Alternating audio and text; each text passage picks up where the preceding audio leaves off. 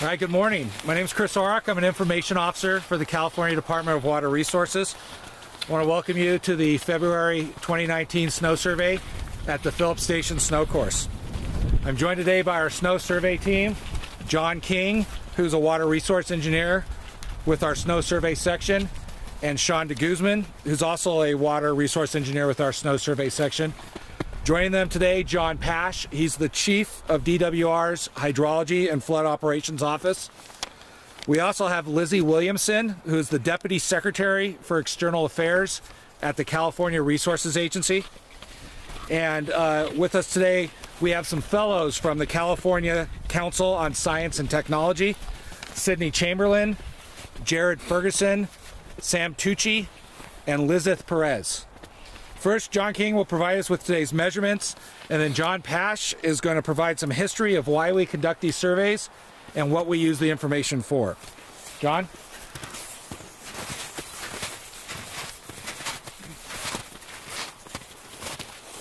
Hello, my name is John King, and I am a water resources engineer with the California Department of Water Resources Snow Survey Section. We're here for the February snow survey at the Phillips Station. This is the second measurement of the season at this location.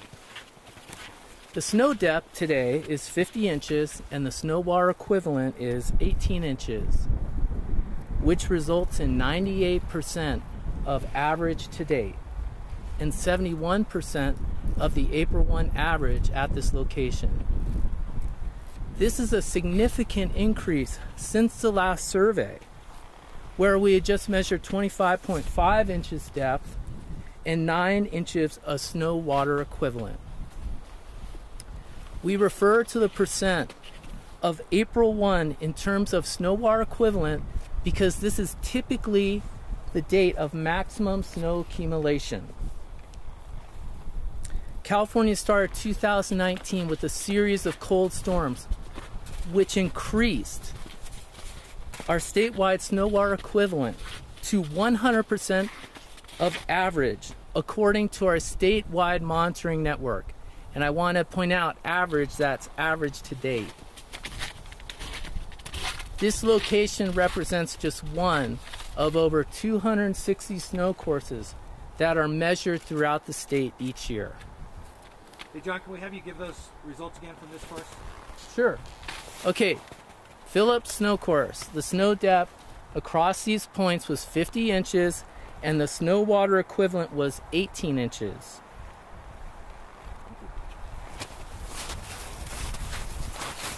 So now I want to introduce John Pash. John is the chief of our Hydrology and Flood Operations Office in the Division of Flood Management for DWR, and he's going to give you a little bit of information of why we do these surveys and what the information is used for. Hi folks, again my name is John Pash, Chief of Hydrology and Flood Operations for the Department of Water Resources. It's nice to be up here at Phillips Station, just one of the nearly 140 snow courses. 260 snow courses across the state of California. This work is done in conjunction with over 40 cooperators, is that right, Sean?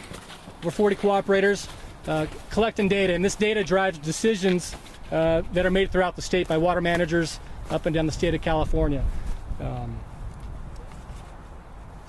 This data is important, one, because it's part of the climate record. Data here at Phillips Station has been collected for how long, Sean? 60, 70 years. 60, 70 years of record here at Phillips Station. There's points over on Mount Rose, at the top of the Sierras, that's been collecting data for what? Since 1906. Since 1906. So this data here is part of the climate record. It also helps water managers make their management decisions for the coming spring and summer. There's minimum in-stream flow requirements and temperature requirements that need to be met. That data such as this help to inform those decisions. There's also water supply needs that we're familiar with in California. Data collected here, as well as the other stations and locations, helps to make those, plan for those decisions on later in the year. And there's also a need for this type of information real time during the winter. During our flood season, it's important for water managers to know what kind of snowpack is up here, because that'll help drive decisions on where reservoirs need to keep their water levels at to keep room for some flood storage. And so I just wanted reiterate the importance of this data, not just today and not just for the coming year, but as part of the climate history and the climate record in the state of California.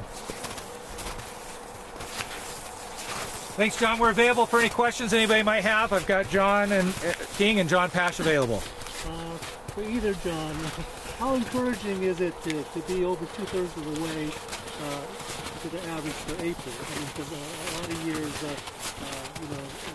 we're in that kind of shape.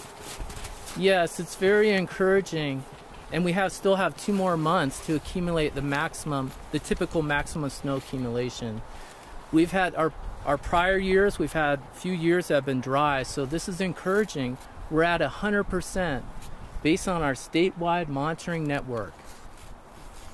Yeah, it's in contrast to last year. Last year, I think our measurements here at Phillips, we're at 2.6 inches of snow water content, only 30% of average. So to be at 98% of average at the same time frame a year later, we got more storms in at the end of February, beginning of March last year that helped drive that total up. But we're also getting a good storm in this weekend.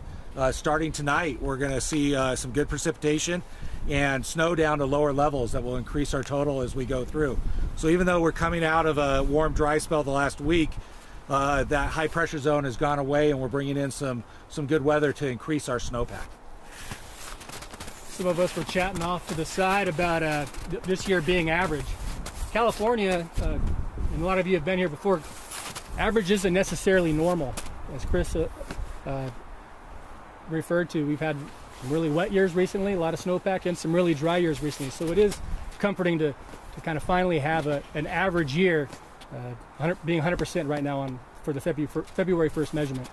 How important is February and March, April, the next 3 months? Because in the past, there have been a heavy precipitation averages during those last 3 months.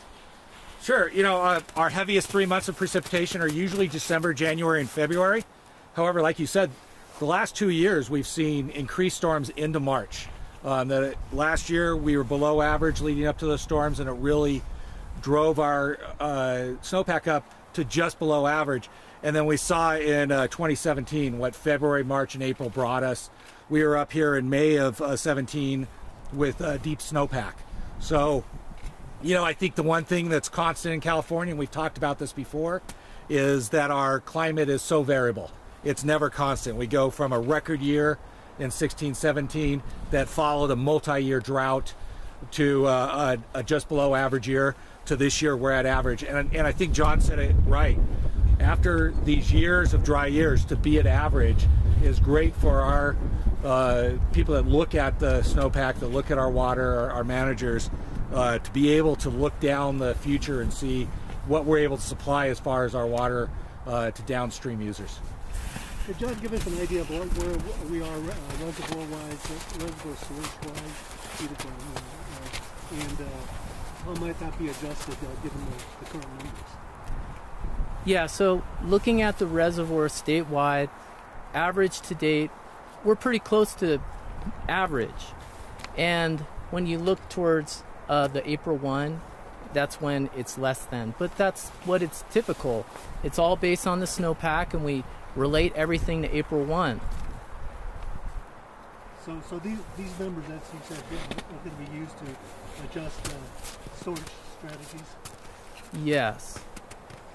These numbers people are going to use to come up with projections of how to do their operations, as well as the water supply forecast that Snow Surveys puts together and disseminates across through the state through California Data Exchange Center. Any other questions? All right, we'll see you none. Thank you again for coming up to our February snow survey.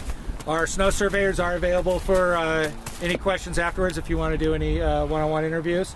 We'll be back up here on February 28th. That'll be our March snow survey. And then again on April 2nd. So once again, thank you for coming and have a great day.